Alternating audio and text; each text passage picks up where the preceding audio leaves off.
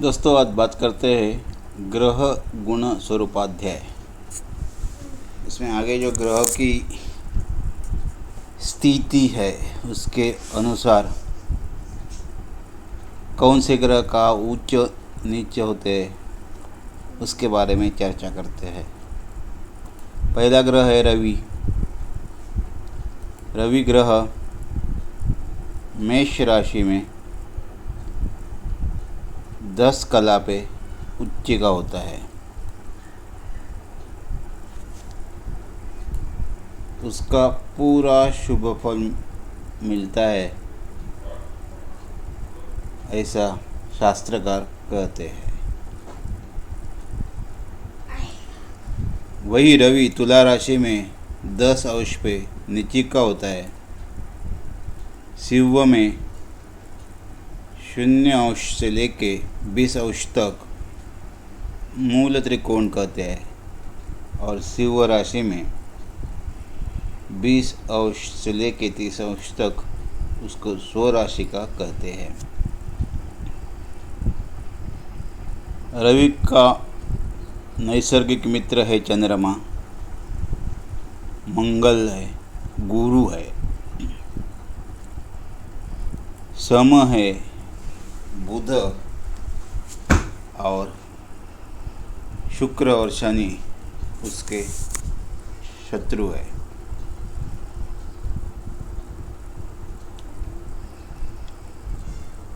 ये जो नैसर्गिक मित्रता है वो कैसी देखते हैं वो एक बार समझ लेते हैं।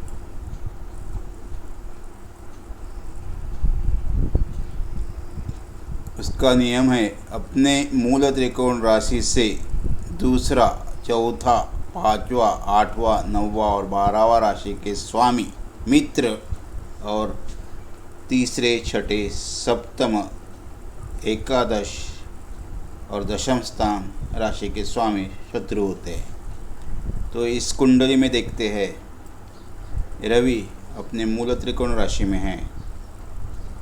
उसके दूसरे स्थान, चौथे स्थान, 5वें स्थान,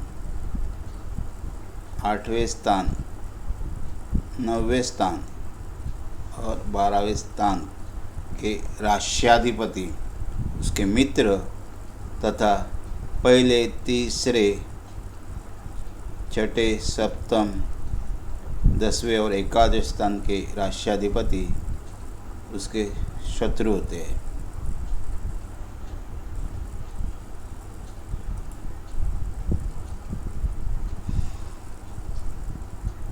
तत्कालिक मित्र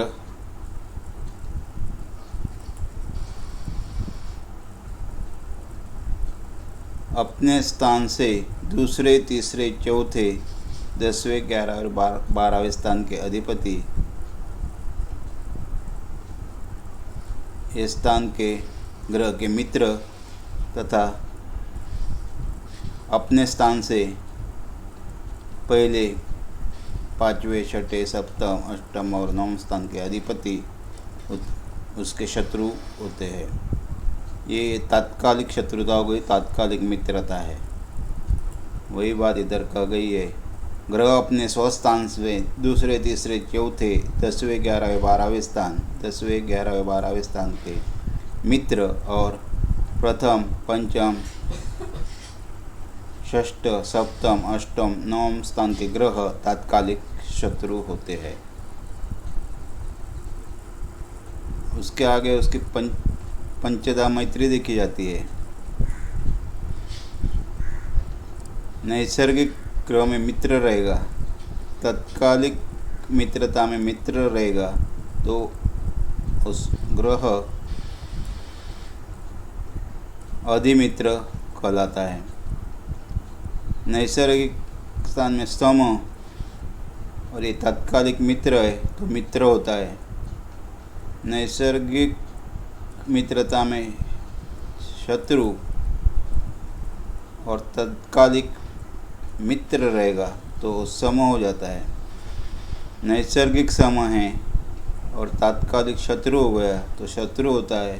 और दोनों जगह शत्रुता रहेगा तो अधिशत्रु कहलाते हैं। इसको बोलते हैं पंचधा मैत्री। अभी इस राशि में हम लोग देखते हैं तो बुध द्वितीय स्थान में है, तत्कालिक मित्र हो गया। ये राशि में अधिपति इधर मित्रता है, इधर शत्रुता हो गई, तो बुध सम है, इसीलिए मित्र हो गया। चंद्र चतुर्थ स्थान में है, तत्कालिक मित्र में, और नैसर्गिक मित्र है, तो दोनों जगह मित्रता होने की वजह से वो अधिमित्र हो गया। वैसे ही गुरु इधर मित्र है और इधर भी नैसर्गिक मित्र है, तो अधिमित्र हो। रवि के बाद देखते हैं हम लोग चंद्रमा। चंद्रमा वृषभ राशि में 3 अंश पे उच्ची का होता है, वृश्चिक में 3 अंश में नीची का होता है, वृषभ में 3 अंश लेके 30 अंश तक मूल त्रिकोण, और कर्क राशि में स्वराशि का कहलाते हैं। अभी जब ये चंद्रमा वृषभ राशि में उच्ची का हो रहा है, लेकिन उसकी अवस्था मृत है, तो फल मिलने का जो प्रमाण है वो 0 है। लेकिन उच्चिका होने की वजह से उसका फल मिलने का प्रमाण शास्त्रकार कहते हैं कि 60 विरूपे बल, मतलब पूरा फल, शुभ फल मिलेगा। ये जो थोड़ी विषमता है ग्रहों की अवस्था में और उसकी ऊंचे नीचता में, उसका कैसा अर्थ निकाला जाता है वो बाद में देखते हैं।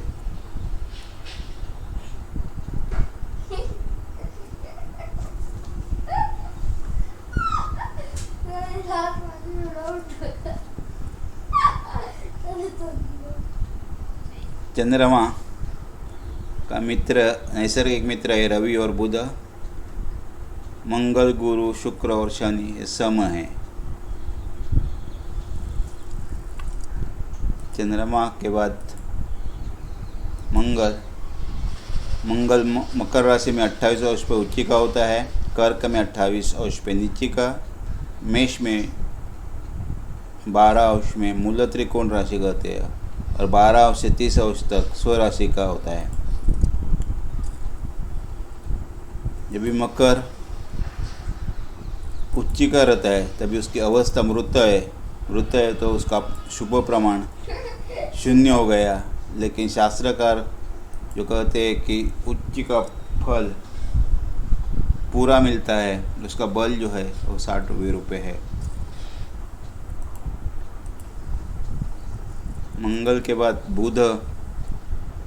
बुध कन्या राशि में 15 अंश में उच्ची का होता है, मीन में 15 अंश में नीची का होता है, कन्या में 15 अंश से लेकर 20 अंश तक मूल त्रिकोण, और कन्या राशि में 20 अंश से लेकर 30 अंश तक स्वराशि का कहलाते हैं। नैसर्गिक मित्र है रवि और शुक्र, मंगल, गुरु, शनि सम हैं, और चंद्र उसका शत्रु है।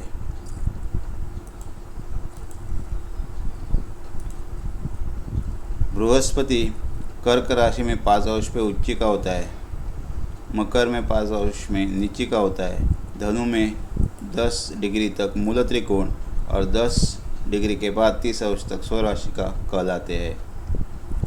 अभी इधर कर्क राशि में बृहस्पति उच्ची का हो रहा है 5 अंश पे, लेकिन तभी उसकी अवस्था मृत है और शुभ प्रमाण मिलने का कुछ भी नहीं है। लेकिन उसकी पोजीशन की वजह से उसको 60 रुपये बल हासिल है और वो अपनी दशा में पूरा फल देगा, ऐसा शास्त्रकारों का कहना है। बृहस्पति के बाद शुक्र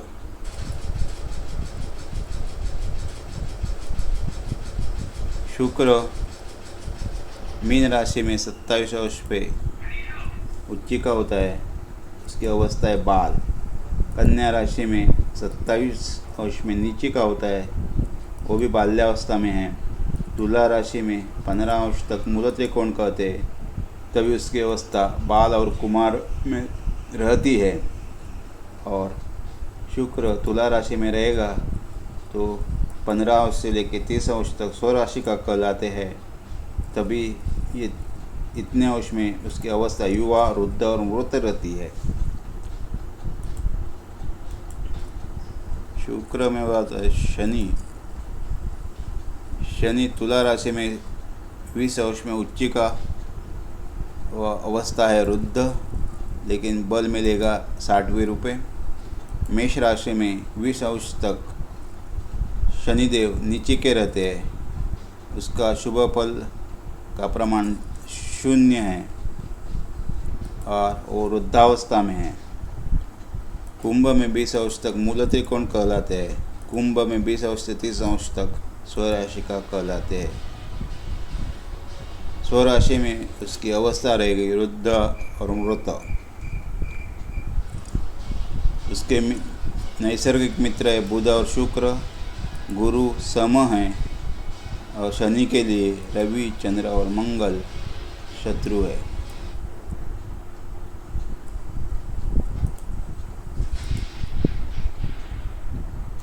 राहु केतु है।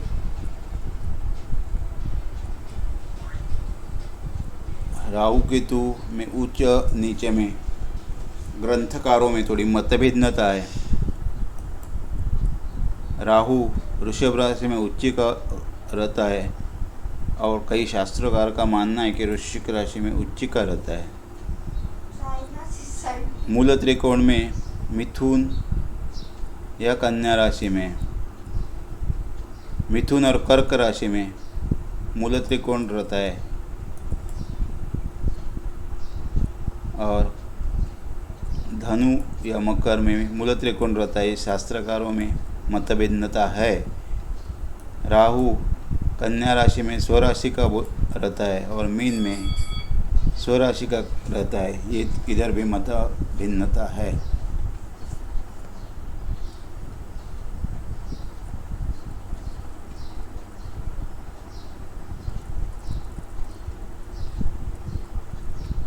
जब ये शुभ फल देखना है तो उसके स्थान के हिसाब से ऊंचे में 60वें रुपये बल मिलता है, नीचे रहेगा अगर तो 0वें रुपये बल है। मूल त्रिकोण में 45वें रुपये बल है। स्वराशि में 30 अंश बल है।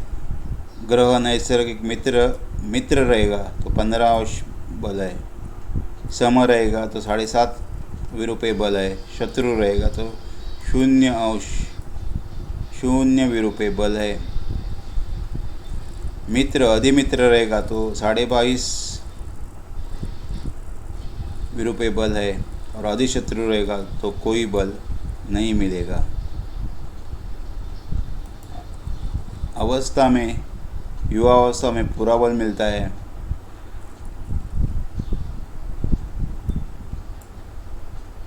कुमार अवस्था में आधा बल मिलता है। वृद्धावस्था में 1/4 बल है। बाल में 1/4 बल है और मृतावस्था में कोई बल नहीं प्राप्त होता है।